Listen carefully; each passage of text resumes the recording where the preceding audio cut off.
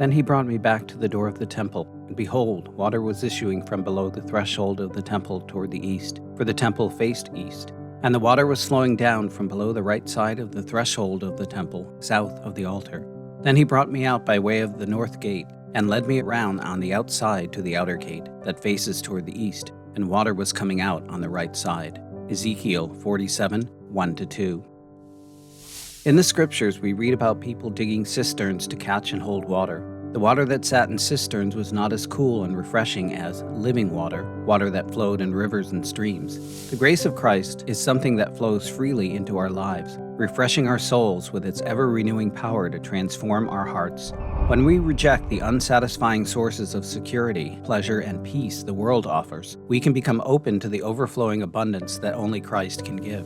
In the vision of Ezekiel 47, the prophet saw a trickle of water from the temple that grew and grew until it became an impassable, rushing river.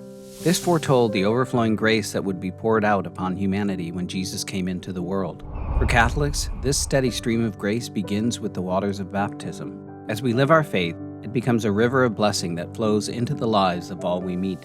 From the blood and water that flowed freely from the side of Christ, we receive the grace that continually refreshes as it remakes us in the image of our Savior. This gift of grace is ours to share freely. What areas of your spiritual life right now are more like stagnant water than a flowing stream? How can the living water of Christ, available through your baptism, which flows into your life every day, transform these areas? How have you seen the flow of God's living water grow in your life from a tiny stream to a great river of grace? How can you allow the living water you have received to flow into someone's life today? And he said to me, "It is done. I am the Alpha and the Omega, the beginning and the end. To the thirsty I will give water without price from the fountain of the water of life." Revelation 21, verse 6.